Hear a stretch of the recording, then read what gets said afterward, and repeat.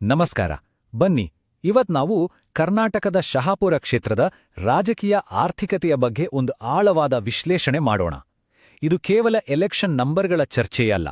ಇದು ಇಲ್ಲಿನ ಮಣ್ಣಿನ ಕಥೆ, ಇಲ್ಲಿನ ಜನರ ಕಥೆ ಮತ್ತು ಇಲ್ಲಿನ ಆಡಳಿತಕ್ಕೂ ಅವರಿಗೂ ಇರೋ ಸಂಬಂಧದ ಕಥೆ. ನಮ್ಮ ಉದ್ದೇಶ ಸಾರ್ವಜನಿಕ ಹಿತಾಸಕ್ತಿ, ನಮ್ಮ ದಾರಿ ಡೇಟಾ ಆಧಾರಿತ ಸತ್ಯ. ಶಹಾಪುರ, ಕೃಷ್ಣಾ ಮತ್ತು ಭೀಮಾ ನದಿಗಳ ನಡುವೆ ಇರುವಂಥ ಒಂದು ಫಲವತ್ತಾದ ಭೂಮಿ. ನೋಡಿದ್ರೆ ಇಲ್ಲಿನ ಮಣ್ಣಲ್ಲಿ ಅಪಾರವಾದ ಶಕ್ತಿ ಇದೆ. ಆದರೆ ಈ ನಿಸರ್ಗ ಕೊಟ್ಟಿರೋ ವರದಾನಕ್ಕೂ ಇಲ್ಲಿನ ಜನರ ದಿನನಿತ್ಯದ ಬದುಕಿಗೂ ನಡುವೆ ಒಂದು ದೊಡ್ಡ ಕಂದಕ ಇದೆ. ಈ ವಿಶ್ಲೇಷಣೆಯಲ್ಲಿ ನಾವು ಆ ಕಂದಕ ಎಷ್ಟು ಆಳವಾಗಿದೆ ಅಂತ ಅಳತೆ ಮಾಡ್ತೀವಿ, ಅದಕ್ಕೆ ಕಾರಣಗಳೇನು ಅಂತ ಹುಡುಕ್ತೀವಿ ಮತ್ತು ಅದನ್ನು ಮುಚ್ಚೋಕೆ ಒಂದು ಸೇತುವೆಯ ನೀಲನಕ್ಷೆಯನ್ನು ನೋಡ್ತೀವಿ. ಯಾಕೆಂದ್ರೆ ಇದು ಬರೀ ನೆಲದ ಪ್ರಶ್ನೆಯಲ್ಲ, ಇದು ಜನರ ಬದುಕಿನ ಪ್ರಶ್ನೆ. ಈ ಸವಾಲು ಎಷ್ಟು ದೊಡ್ಡದು ಅಂತ ಅರ್ಥ ಮಾಡ್ಕೋಬೇಕಾ? ಹಾಗಿದ್ರೆ ಈ ಒಂದು ಸಂಖ್ಯೆಯನ್ನ ನೋಡಿ, 70. ಇದು ಡೆವಲಪ್ಮೆಂಟ್ ಗ್ಯಾಪ್ ಇಂಡೆಕ್ಸ್, ಅಂದ್ರೆ ಅಭಿವೃದ್ಧಿ ಅಂತರ ಸೂಚ್ಯಾಂಕದಲ್ಲಿ ಶಹಾಪುರಕ್ಕೆ 100ಕ್ಕೆ ಸಿಕ್ಕಿರೋ ಅಂಕ. ಈ ಇಂಡೆಕ್ಸ್ ಏನ್ ಹೇಳುತ್ತೆ ಅಂದ್ರೆ, ಒಂದು ಪ್ರದೇಶ ಶಿಕ್ಷಣ, ಆರೋಗ್ಯ, ರಸ್ತೆ, ನೀರು ಈ ಥರದ ಪ್ರಮುಖ ವಿಷಯಗಳಲ್ಲಿ ಎಷ್ಟು ಹಿಂದೆ ಇದೆ ಅಂತ. ಅಂಕ ಜಾಸ್ತಿ ಇದ್ರೆ ಸವಾಲು ಕೂಡ ಜಾಸ್ತಿ ಅಂತಾನೆ ಅರ್ಥ. ಇದು ಹಾಳಾದ ರಸ್ತೆ, ನೀರಿನ ಅಭದ್ರತೆ ಮತ್ತು ಉದ್ಯೋಗದ ಕೊರತೆಯಂತಹ ಗಂಭೀರ ಸಮಸ್ಯೆಗಳನ್ನ ನೇರವಾಗಿ ತೋರಿಸುತ್ತೆ. ನಾವು 6 ಹೆಜ್ಜೆಗಳಲ್ಲಿ ಈ ಕಥೆಯನ್ನ ಬಿಚ್ಚಿಡ್ತಾ ಹೋಗೋಣ. ಮೊದಲು ಶಹಾಪುರದ ನೆಲದ ಸತ್ಯವನ್ನ ನೋಡೋಣ. ಆಮೇಲೆ ಅಲ್ಲಿನ ಚುನಾವಣಾ ತೀರ್ಪುಗಳನ್ನ ವಿಶ್ಲೇಷಣೆ ಮಾಡಿ ಅದರ ಹಿಂದಿನ ಕಾರಣಗಳನ್ನ ಅರ್ಥ ಮಾಡಿಕೊಂಡು ಬೇರೆ ಕಡೆಯಿಂದ ಏನು ಕಲಿಬೋದು ಅಂತ ನೋಡಿ ಜನರ ನಂಬಿಕೆಯನ್ನ ಗಳಿಸೋಕೆ ಒಂದು ಬ್ಲೂಪ್ರಿಂಟ್ ಬಗ್ಗೆ ಮಾತಾಡಿ ಕೊನೆಗೆ ಡೇಟಾದಿಂದ ಘನತೆಯವರೆಗಿನ ಪಯಣದ ಬಗ್ಗೆ ಚರ್ಚೆ ಮಾಡೋಣ. ಮೊದಲನೇದಾಗಿ ಕ್ಷೇತ್ರದ ವಾಸ್ತವ ಸ್ಥಿತಿ ಏನು ಅಂತ ನೋಡೋಣ. ಯಾವುದೇ ರಾಜಕೀಯ ವಿಶ್ಲೇಷಣೆ ಶುರುವಾಗೋದೇ ಅಲ್ಲಿನ ಜನರ ಸಾಮಾಜಿಕ ಮತ್ತು ಆರ್ಥಿಕ ಪರಿಸ್ಥಿತಿಯನ್ನ ಅರ್ಥ ಮಾಡ್ಕೊಳ್ಳೋದ್ರಿಂದ. ನೆನ್ಪಿಡಿ, ಅಂಕಿಅಂಶಗಳು ಅಂದ್ರೆ ಬರೀ ನಂಬರ್ಗಳಲ್ಲ, ಅವು ಜನರ ಬದುಕಿನ ಕಥೆಗಳನ್ನ ಹೇಳ್ತವೆ. ಶಹಾಪುರದ ಸೋಷಿಯಲ್ ಸ್ಟ್ರಕ್ಚರ್ ನೋಡಿ. ಪರಿಶಿಷ್ಟ ಜಾತಿ ಮತ್ತು ಪಂಗಡಗಳೇ ಸೇರಿ ಜನಸಂಖ್ಯೆಯ 1/3 ಹೆಚ್ಚಿದ್ದಾರೆ. ಜೊತೆಗೆ ಮುಸ್ಲಿಂ ಸಮುದಾಯದ ಪಾಲು ಕೂಡ ಗಣನೀಯವಾಗಿದೆ. ಅಂದರೆ ಇದು ಸಾಮಾಜಿಕವಾಗಿ ತುಂಬಾನೇ ವೈವಿಧ್ಯತೆ ಇರೋ ಕ್ಷೇತ್ರ. ಆದರೆ ಅದೇ ಸಮಯದಲ್ಲಿ ಸಂಪನ್ಮೂಲಗಳಿಗಾಗಿ ಮತ್ತು ರಾಜಕೀಯ ಪ್ರಾತಿನಿಧ್ಯತೆಗಾಗಿ ಸ್ಪರ್ಧೆ ನಡೆಯೋ ಒಂದು ವಿಭಜಿತ ಸಮಾಜ ಕೂಡ ಹೌದು. ಇಲ್ಲಿ ಆಡಳಿತ ಮಾಡೋರಿಗೆ ಪ್ರತಿಯೊಂದು ಸಮುದಾಯಕ್ಕೂ ನ್ಯಾಯಯುತವಾಗಿ ಸೇವೆಗಾರನ ತಲುಪಿಸೋದೇ ಒಂದು ದೊಡ್ಡ ಚಾಲೆಂಜ್. ಇನ್ನು ಶಿಕ್ಷಣದ ಕಥೆಗೆ ಬರೋಣ. ಕ್ಷೇತ್ರದ ಒಟ್ಟಾರೆ ಸಾಕ್ಷರತೆ ಕೇವಲ 51%, ಅದರಲ್ಲೂ ಮಹಿಳೆಯರ ಸಾಕ್ಷರತೆ ಬರೀ 41% ಅಷ್ಟೇ. ಇದನ್ನ ನಮ್ಮ ರಾಜ್ಯದ ಸರಾಸರಿ ಜೊತೆ ಹೋಲಿಸಿದ್ರೆ, ಅಂದ್ರೆ ಕರ್ನಾಟಕದ 2011ರ ಸೆನ್ಸಸ್ ಪ್ರಕಾರ 75.4% ಜೊತೆ ಕಂಪೇರ್ ಮಾಡಿದ್ರೆ ಇದು ಎಷ್ಟು ಹಿಂದೆ ಇದೆ ಅಂತ ನಮಗೆ ಸ್ಪಷ್ಟವಾಗಿ ಅರ್ಥ ಆಗುತ್ತೆ. ಈ ಅಂತರ ಇದೆಯಲ್ಲ, ಇದು ಕೇವಲ ಓದು ಬರಹದ ಕೊರತೆ ಅಲ್ಲ, ಇದು ಅವಕಾಶಗಳ ಕೊರತೆ. ಇದು ಒಂದಲ್ಲ, ಹಲವು ಪೀಳಿಗೆಗಳ ಮೇಲೆ ಪರಿಣಾಮ ಬೀರುವ ಗಂಭೀರ ಸಮಸ್ಯೆ. ನೋಡಿ, 61% ಹೆಚ್ಚು ಜನ ತಮ್ಮ ಜೀವನಕ್ಕೆ ನೇರವಾಗಿ ವ್ಯವಸಾಯವನ್ನೇ ನಂಬಿಕೊಂಡಿದ್ದಾರೆ. ಇದರರ್ಥ ಏನು?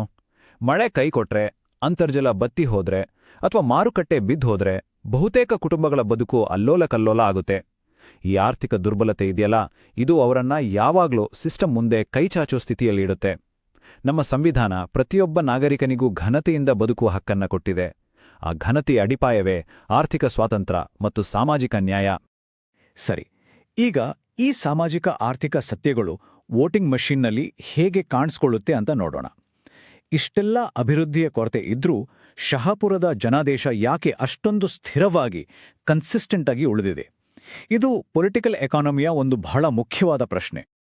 2018 ಮತ್ತು 2023ರ ರಿಸಲ್ಟ್ಗಳಂಗ ಒಂದಕ್ಕೊಂದು ಹೋಲಿಸಿ ನೋಡಿ. ಎರಡೂ ಚುನಾವಣೆಗಳಲ್ಲಿ ಕಾಂಗ್ರೆಸ್ ಪಕ್ಷ ದೊಡ್ಡ ಅಂತರದಿಂದ ಗೆದ್ದಿದೆ. ವೋಟ್ ಶೇರ್ನಲ್ಲೂ ಕೂಡ ಅಂಥ ದೊಡ್ಡ ಬದಲಾವಣೆ ಏನೂ ಆಗಿಲ್ಲ. ಪ್ರಮುಖ ಪಕ್ಷಗಳ ವೋಟ್ ಬ್ಯಾಂಕ್ ಹೆಚ್ಚು ಕಡಿಮೆ ಹಾಗೆ ಉಳಿದುಕೊಂಡಿದೆ. ಇದು ಬರೀ ಪಕ್ಷದ ಮೇಲಿನ ನಿಷ್ಠೆ ಅಲ್ಲ, ಇದು ಪೊಲಿಟಿಕಲ್ ಇನರ್ಷಿಯಾ, ಅಂದ್ರೆ ರಾಜಕೀಯ ಜಡತ್ವವನ್ನ ತೋರಿಸುತ್ತೆ. ಅಂದ್ರೆ ಪರಿಸ್ಥಿತಿ ಬದಲಾಗಬೇಕು ಅನ್ನೋ ಆಸೆ ಜನರಲ್ಲಿದ್ರೂ ಮತದಾನದ ಮಾದರಿ ಮಾತ್ರ ಯಾಕೋ ಬದಲಾಗ್ತಿಲ್ಲ. ಇದೇ ನಮ್ಮ ವಿಶ್ಲೇಷಣೆಯ ಕೇಂದ್ರ ಪ್ರಶ್ನೆ. ಅಭಿವೃದ್ಧಿಯ ಕೊರತೆಗಳು ಜನರ ದಿನನಿತ್ಯದ ಬದುಕಿನ ಮೇಲೆ ನೇರವಾಗಿ ಪರಿಣಾಮ ಬೀರುತ್ತಾ ಎಂದ್ರೂ ಚುನಾವಣೆಯ ತೀರ್ಪು ಯಾಕೆ ಆ ವ್ಯವಸ್ಥೆಯನ್ನ ಅಲುಗಾಡಿಸ್ತಾ ಇಲ್ಲ? ಉತ್ತರ ಜನರ ದೂರುಗಳಲ್ಲಿ ಸಿಗಲ್ಲ. ಉತ್ತರ ಸಿಗೋದು ಆ ದೂರುಗಳ ಹಿಂದಿರೋ ವ್ಯವಸ್ಥಿತ ಕಾರಣಗಳಲ್ಲಿ. ನೋಡಿ, ಒಂದು ತೀರ್ಪನ್ನ ಅರ್ಥ ಮಾಡ್ಕೊಳ್ಳಕ್ ಮುಂಚೆ ಸಂಕಟವನ್ನ ಅರ್ಥ ಮಾಡ್ಕೊಳ್ಬೇಕು. ಸೊ ನಾವು ಈಗ ಜನರ ಕಂಪ್ಲೇಂಟ್ಗಳನ್ನ ಬಿಟ್ಟು ಆ ಸಮಸ್ಯೆಗಳನ್ನ ಹುಟ್ಟು ಹಾಕ್ತಿರೋ ಸಿಸ್ಟಮ್ನ ವೈಫಲ್ಯಗಳ ಮೇಲೆ ಗಮನ ಹರಿಸೋಣ. ಈ ಟೇಬಲ್ ನೋಡಿ, ಇದು ಸಮಸ್ಯೆಯ ಲಕ್ಷಣಕ್ಕೂ ಅದರ ಮೂಲ ಕಾರಣಕ್ಕೂ ಇರೋ ನೇರ ಸಂಬಂಧವನ್ನ ತೋರಿಸುತ್ತೆ.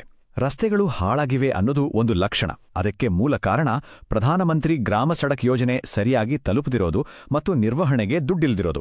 ನೀರಿನ ಸಮಸ್ಯೆ ಇದೆ ಅನ್ನೋದು ಲಕ್ಷಣ. ಆದರೆ ಅದಕ್ಕೆ ಕಾರಣ ಹಳ್ಳಿಗಳಲ್ಲಿ ನೀರು ಕೊಡೋ ಯೋಜನೆಗಳು ಪೆಂಡಿಂಗ್ ಇರೋದು ಮತ್ತು ಭೂಮಿಯ ಒಳಗಿನ ನೀರನ್ನ ಜಾಸ್ತಿ ಬಳಸಿರೋದು. ಇವು ಕೇವಲ ದೂರುಗಳಲ್ಲ, ಇವು ಆಳವಾಗಿ ಬೇರೂರಿರುವ ವ್ಯವಸ್ಥೆಯ ವೈಫಲ್ಯಗಳು. ಹಾಗಿದ್ರೆ ಈ ವ್ಯವಸ್ಥಿತ ವೈಫಲ್ಯಗಳನ್ನ ಸರಿಪಡಿಸೋಕ್ಕಾಗಲ್ವಾ? ಖಂಡಿತ ಸಾಧ್ಯವಿದೆ. ಇದೇ ಥರದ ಚಾಲೆಂಜ್ಗಳನ್ನು ಎದುರಿಸಿದ ಇನ್ನೊಂದು ಕ್ಷೇತ್ರದಲ್ಲಿ ಒಂದು ಬೇರೆ ಥರದ ಸ್ಟ್ರಾಟಜಿ ಹೇಗೆ ಯಶಸ್ಸು ತಂದುಕೊಡ್ತು ಅಂತ ಈಗ ತುಲನೆ ಮಾಡಿ ನೋಡೋಣ. ಈ ಹೋಲಿಕೆ ತುಂಬಾನೇ ಇಂಪಾರ್ಟೆಂಟ್. ಶಾಪುರದಲ್ಲಿ ರಾಜಕೀಯ ಅಂದ್ರೆ ಅದು ಪಕ್ಷದ ನಿಷ್ಠೆ, ಹಳೆ ಮುಖಗಳು, ಇದರ ಸುತ್ತಾನೇ ಗಿರುಕು ಹೊಡೆಯುತ್ತೆ. ಆದರೆ ನಾವು ನೋಡ್ತಿರೋ ಯಶಸ್ವಿ ಮಾಡೆಲ್ನಲ್ಲಿ ಜನರ ಮೂಲಭೂತ ಸಮಸ್ಯೆಗಳಾದ ನೀರು, ರಸ್ತೆ, ಉದ್ಯೋಗದ ಮೇಲೆ ಫೋಕಸ್ ಮಾಡಲಾಯಿತು. ಅಲ್ಲಿ ಸೋತಿತ ಅಭ್ಯರ್ಥಿಯ ಬದಲು ಒಬ್ಬ ಹೊಸ ವಿದ್ಯಾವಂತ ಸ್ಥಳೀಯ ಅಭ್ಯರ್ಥಿಗೆ ಚಾನ್ಸ್ ಕೊಟ್ರು. ಮಾಮೂಲಿ ಪ್ರಚಾರದ ಬದಲು ಪ್ರತಿ ಮನೆ, ಪ್ರತಿ ಹಳ್ಳಿಯನ್ನು ತಲುಪೋ ತೀವ್ರವಾದ ತಳಮಟ್ಟದ ಸಂಘಟನೆ ಮಾಡಿದ್ರು. ನೋಡಿ, ಒಂದು ಸ್ಟ್ರಾಟಜಿ ಬದಲಾದ್ರೆ ಏನೆಲ್ಲ ಆಗ್ಬೋದು ಅಂತ ಇದು ತೋರಿಸುತ್ತೆ. ಸರಿ, ವಿಶ್ಲೇಷಣೆ ಸಾಕು. ಈಗ ಪರಿಹಾರದ ಕಡೆಗೆ ಹೋಗೋಣ. ಜನರ ನಂಬಿಕೆಯನ್ನ ವಾಪಸ್ ಗಳಿಸೋದು ಹೇಗೆ? ಬರೀ ಭರವಸೆಗಳಿಂದ ಖಂಡಿತ ಸಾಧ್ಯವಿಲ್ಲ. ಡೇಟಾ ಆಧಾರಿತ, ನಿರ್ದಿಷ್ಟ ಮತ್ತು ಅಳತೆ ಮಾಡಬಹುದಾದ ಯೋಜನೆಗಳ ಮೂಲಕ ಮಾತ್ರ ಸಾಧ್ಯ. ನಾವು ಇದನ್ನ ಗವರ್ನೆನ್ಸ್ ರಿಟರ್ನ್ ಆನ್ ಇನ್ವೆಸ್ಟ್ಮೆಂಟ್ ಅಂತ ಕರಿತೀವಿ. ಅಂದ್ರೆ ಆಡಳಿತದ ಮೇಲಿನ ಹೂಡಿಕೆಯಿಂದ ಸಿಗುವ ಪ್ರತಿಫಲ. ಇದರ ಮೊದಲ ಹೆಜ್ಜೆ ಅಮೃತ್ 2.0 ಯೋಜನೆಯಡಿ ಕುಡಿಯೋ ನೀರಿಗಾಗಿ 70 ಕೋಟಿ ರೂಪಾಯಿಗಳ ಹೂಡಿಕೆ. ಇದು ಬರೀ ಒಂದು ನಂಬರ್ ಅಲ್ಲ, ಇದು ಶುದ್ಧ ನೀರಿಗಾಗಿ ಕಾಯ್ತಾ ಇರೋ ಸಾವಿರಾರು ಕುಟುಂಬಗಳಿಗೆ ಕೊಟ್ಟಿರೋ ಒಂದು ಕಮಿಟ್ಮೆಂಟ್. ಆ 70 ಕೋಟಿ ರೂಪಾಯಿ ಹೂಡಿಕೆಯ ನೇರ ಫಲಿತಾಂಶ ಏನು ಗೊತ್ತಾ? 1,51,000 ಜನರಿಗೆ ಸುರಕ್ಷಿತವಾದ ನಲ್ಲಿ ನೀರು. ಇದು ಕೇವಲ ಒಂದು ಸೌಲಭ್ಯವಲ್ಲ, ಇದು ಜನರ ಆರೋಗ್ಯದ ಮೇಲಿನ ಹೂಡಿಕೆ, ಮಹಿಳೆಯರ ಸಮಯವನ್ನ ಉಳಿಸೋ ಹೂಡಿಕೆ ಮತ್ತು ಜನರ ಘನತೆಯ ಮೇಲಿನ ಹೂಡಿಕೆ. ಇಂತಹ ಯೋಜನೆಗಳನ್ನು ಮಾಡುವಾಗ ಭಾರತದ ಡಿಜಿಟಲ್ ಪರ್ಸನಲ್ ಡೇಟಾ ಪ್ರೊಟೆಕ್ಷನ್ ಚೌಕಟ್ಟಿನಡಿಯಲ್ಲಿ ಜನರ ವೈಯಕ್ತಿಕ ಮಾಹಿತಿಯನ್ನ ಗೌರವಿಸೋದು, ಅವರ ಒಪ್ಪಿಗೆಯನ್ನ ಪಡೆಯೋದು ಕೂಡ ಅಷ್ಟೇ ಮುಖ್ಯವಾಡುತ್ತೆ. ಬರೀ ನೀರಲ್ಲ, ಸಮಗ್ರ ಅಭಿವೃದ್ಧಿಗೆ ಬೇರೆ ಯೋಜನೆಗಳು ಕೂಡ ಬೇಕು. 292 ಕೋಟಿ ವೆಚ್ಚದಲ್ಲಿ ನಗರದ ಒಳಚರಂಡಿ ವ್ಯವಸ್ಥೆ, 16 ಕೋಟಿಯಲ್ಲಿ ಎಲ್ಲಾ ಸರ್ಕಾರಿ ಸೇವೆಗಳನ್ನ ಒಂದೇ ಕಡೆ ತರೋ ಸರ್ಕಾರಿ ಕಾಂಪ್ಲೆಕ್ಸ್, ಮತ್ತೆ 30 ಕೋಟಿಗಿಂತ ಹೆಚ್ಚು ವೆಚ್ಚದಲ್ಲಿ ಹೊಸ ವಸತಿ ಶಾಲೆಗಳು. ನೋಡಿ, ಇಲ್ಲಿ ಪ್ರತಿಯೊಂದು ಪ್ರಾಜೆಕ್ಟ್ ಕೂಡ ನಾವು ಮೊದಲು ಗುರುತಿಸಿದ ಒಂದೊಂದು ಮೂಲ ಕಾರಣಕ್ಕೆ ನೇರವಾದ ಪರಿಹಾರ ಕೊಡುತ್ತೆ. ಬರೀ ಕಾಂಕ್ರೀಟ್ ಕಟ್ಟಡಗಳಿಂದ ಬದಲಾವಣೆ ಬರೋದಿಲ್ಲ. ಆ ಬದಲಾವಣೆಯ ಫಲ ಪ್ರತಿಯೊಂದು ಸಮುದಾಯಕ್ಕೂ ತಲುಪಬೇಕು. ಯುವಕರಿಗೆ ಕೌಶಲ್ಯ ಮತ್ತು ಉದ್ಯೋಗ ಮೇಳಗಳು, ಮಹಿಳೆಯರಿಗೆ ಆರ್ಥಿಕ ಸಬಲೀಕರಣಕ್ಕಾಗಿ ಸಾಲ, ರೈತರಿಗೆ ನೀರಾವರಿ ಮತ್ತು ಬೆಳೆ ವಿಮೆ, ಮತ್ತು ಪರಿಶಿಷ್ಟ ಜಾತಿ ಪಂಗಡದ ಸಮುದಾಯಗಳಿಗೆ ಟಾರ್ಗೆಟ್ ಮಾಡಿದ ಅಭಿವೃದ್ಧಿ. ಇದು ಕೇವಲ ಒಂದು ಭರವಸೆ ಅಲ್ಲ, ಇದೊಂದು ಕಾರ್ಯರೂಪಕ್ಕೆ ತರಬಹುದಾದ ಆಕ್ಷನ್ ಪ್ಲಾನ್. ನಮ್ಮ ಪಯಣ ಶುರುವಾಗಿದ್ದು ಡೇಟಾ ವಿಶ್ಲೇಷಣೆಯಿಂದ. ಈಗ ನಾವು ಬಂದು ನಿಂತಿರೋದು ಮಾನವ ಘನತೆಯನ್ನ ಮತ್ತೆ ಸ್ಥಾಪಿಸೋ ದಾರಿಯಲ್ಲಿ. ಯಾಕಂದ್ರೆ ಅಭಿವೃದ್ಧಿಯ ಅಂತಿಮ ಗುರಿ ರಸ್ತೆಗಳಲ್ಲ, ಕಟ್ಟಡಗಳಲ್ಲ. ಅದರ ಅಂತಿಮ ಗುರಿ ಪ್ರತಿಯೊಬ್ಬ ನಾಗರಿಕನೂ ಘನತೆಯಿಂದ ಬದುಕುವುದು. ಈ ಇಡೀ ವಿಶ್ಲೇಷಣೆಯ ಸಾರಾಂಶವೇ ಈ ಮಾತು. ಎಲ್ಲಿ ಸಾರ್ವಜನಿಕ ಮಾಹಿತಿ, ಸಾರ್ವಜನಿಕ ಒಳಿತನ್ನ ಸಂಧಿಸುತ್ತದೆಯೋ ಅಲ್ಲಿ ನಂಬಿಕೆ ಬೆಳೆಯೋಕೆ ಶುರುವಾಗುತ್ತೆ. ಆಡಳಿತ ಅನ್ನೋದು ಜನರ ಕಷ್ಟಗಳನ್ನ ಡೇಟಾ ಮೂಲಕ ಅರ್ಥ ಮಾಡಿಕೊಂಡು ಅದಕ್ಕೆ ಪಾರದರ್ಶಕವಾಗಿ ಉತ್ತರ ಕೊಟ್ಟಾಗ ಮಾತ್ರ ಸಿಸ್ಟಮ್ ಮೇಲೆ ವಿಶ್ವಾಸ ವಾಪಸ್ ಬರುತ್ತೆ. ಇದೇ ಅಲ್ವಾ ನಿಜವಾದ ಪ್ರಜಾಪ್ರಭುತ್ವ?